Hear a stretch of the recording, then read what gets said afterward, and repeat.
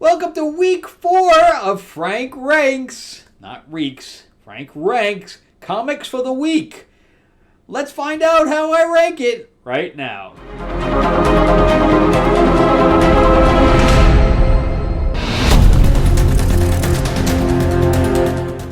Welcome back to the channel, everyone. Thank you so much for spending time with me as we rant about movies, comic books, and television shows, as well as the occasional board game. I am your host, Frank Zanca. I'm an award-winning screenwriter, novelist, and comic book writer, as well as a filmmaker.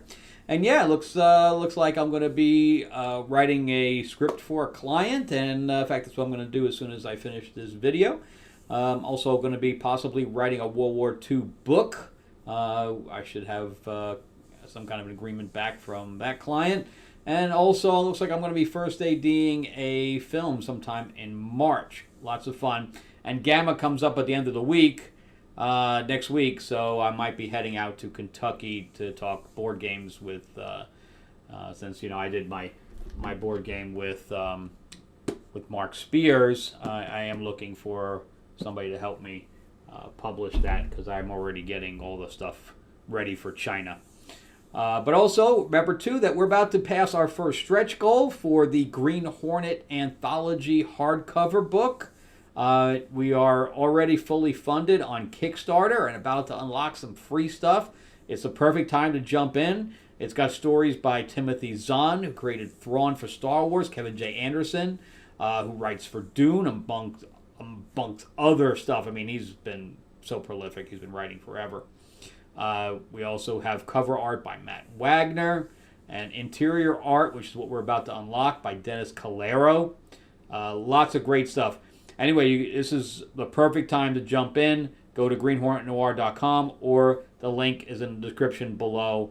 And this it's going to be very limited, especially the signed stuff.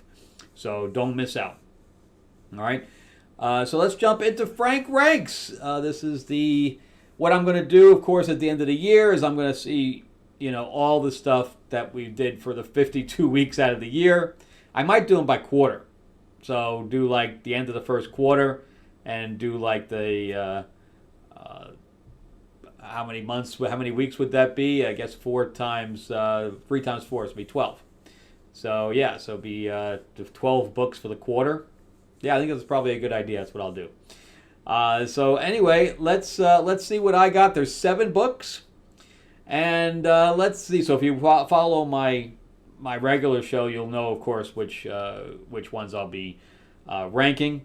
But we're going to start out with number 7 at the bottom of the list, One World Under Doom. I was not a fan of this book. I am not a fan of Ryan North's writing. I have no idea why they're having him launch a Marvel-wide event. He's not strong enough. And we've already seen Doctor Doom take over the world. This is not a new story. This is not something that we need to see again. He should have thought out of the box. And since he's Sorcerer Supreme this time, which is the first time we're seeing that, we should see the magical side. We should see him take over Asgard. We should see him taking over Hell. Maybe he's dealing with Hell and like the Asgardian Hell, like from Ragnarok. That the one Kate Blanchett played. There's a bunch of different things that he could have done to offset the balance, but instead we get the same thing. I'm taking over the Earth. We've seen it, man. And the last time we saw it, he got bored. The last time he ran the Earth so well, he got bored. So what do you think we as audience are? We're bored. It's just not a good idea. And there's nothing new in this book at all. So I'm going to have to put it at the end of the list, and I'm not going to continue it either. So I'm tired of these events anyway. I think the events are a waste of time. Then we'll jump into number 6. Magic. This one was number 1 was a lot higher on my list than number 2. I think number 2 is already losing it, so I hope that she can rejuvenate. This is by Ashley Allen. I hope she can rejuvenate this story, because I like the beginning of this story, but then all of a sudden, we find out that there's a an entity that's being trapped by several seals, and there was a woman that was there to make sure that those seals weren't broken. She dies, and her grandson now takes over. So her and Magic and the grandson go to Tokyo just because they want to get away. He just portals them there, and they're at a diner, and the waitress comes and says, "Oh, go to a party." Haphazardly, just invites these strangers, and that's where they meet the demon that they have to fight. I'm like, wow, can it be any more like random? And it's very convenient for the story, is all I can say. So I like the ending, but it's not very good so far. I hope she's able to get it back on track. Okay, and number 5, Nightwolf. This is by my friend Rob Multeri.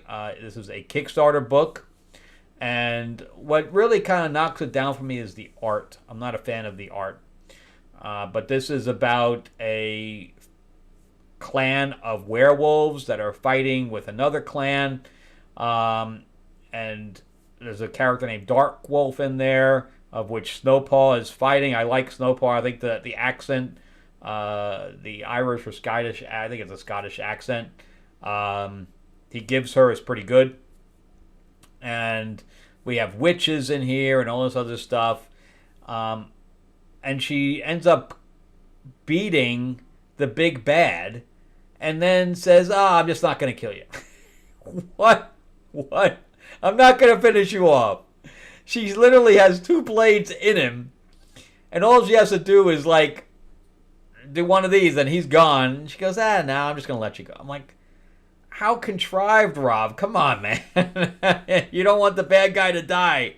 Okay. There's a million other ways to make him run away as opposed to her just saying, I'm just going to let you go. And then the other guy goes into purgatory where he meets his ex, who is like whipping him or whatever. Some of it gets kind of weird. So anyway, that is the book. Overall is decent though. He's up to number 9. I wish I could get a book to number 9. Number 4, Aquaman by Jeremy Adams, who I am personal friends with. I did get to see him in MegaCon. And I'm really kind of disappointed with this. Aquaman is my favorite character. And this does not feel like Aquaman at all. He has Mara's powers, which is, I guess Lois has Superman's powers right now. So, okay. And Atlantis disappears. And he's, wielding mud. He's wielding blood. And that rhymes. He goes to fight an evil entity and says, I'm going to kill you. I'm like, what? That is not Aquaman. And then he rips the thing apart and says, I'm going to destroy. I'm like, what? What is going on? It just doesn't feel like Aquaman. And I'm going to give it up to issue 5. And it would be sad for me to drop a book with my favorite character in it. But if it doesn't feel like it, doesn't feel like it. All right, number 3. And I know this is different than if you're watching Wes's channel, Thinking Critical. They loved Aquaman. They thought it was the best thing ever. And they hated Green Lantern Corps. I'm not of that same mind. I thought that Aquaman was average. And they're saying that Jeremy didn't even write this. It's the other guy. But I did not hate it as much as they did. I think it has some good elements to it. I don't know why we need a Green Lantern Corps book when the main Green Lantern book is basically a group book to begin with. It's a team book. But I guess I need something for Jon Stewart to be on his own. But there's some stuff I did not like, and I still don't like for Jon Stewart. Like, he made a construct of his sister who's dead, so it's running around like a construct, but it has a personality and talks, and it's kind of it's like an automaton. I don't know. It's creepy. It's just really creepy. And I wish they would do away with that because it's just a bad idea. And I hate his boots that he has. He has these big high boots, and it makes him look non-masculine. But we did get some really good stuff here with Sinestro. Now, why Sinestro is back on the Green Lantern Corps, I have no idea. I like it, but I think we need some kind of narration about why he's there, why they're trusting him when he's been a villain for so long. And then on top of that, at the end, we get Hawkgirl show up, which is kind of cool.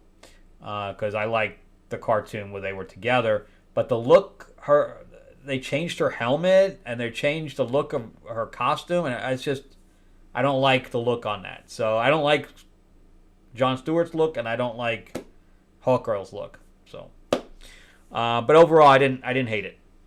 So I'll get the next issue, but I don't know if I really want to collect two Green Lantern books. All right, number 2, Moon Knight. This continues to be a good book. It's the only book that I'm collecting with Jed MacKay as soon as I drop Avengers, because I dropped X-Men like that. It was bad, and Avengers is not good. The only reason I picked it back up is because Storm entered it. And I'll collect anything that Storm's in for a period of time unless it's bad. Just like her miniseries is bad. But yeah, and then they brought Black Cat into it.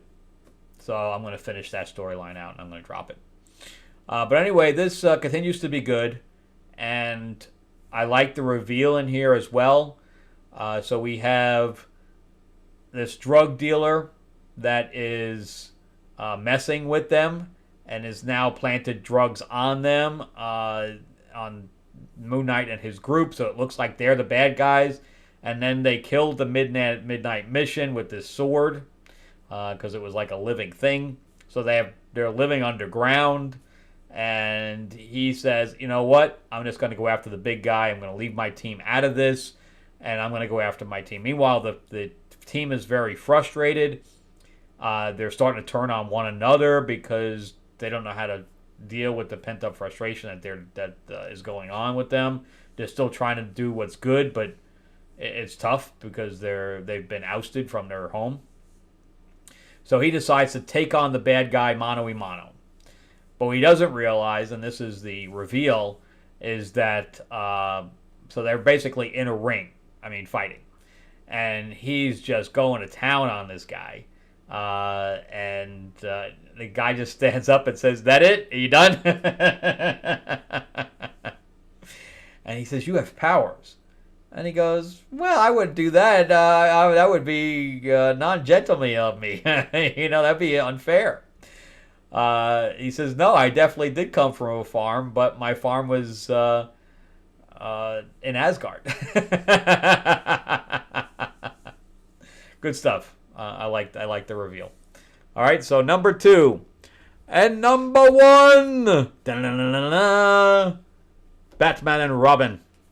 This has been really good by Philip Kennedy Johnson. I like what he's doing with Damian. I like how there's conflict between him and Batman in what his future would be. We do get this kind of awkward thing where he's trying to call Batman and he can hear Batman's conversation with the Red Hood, but Batman's not alerted to the fact that he's on the line. I didn't buy that at all. That's the one thing. And of course now we got miscommunication between them. And he's like, after we find Memento, I'm out.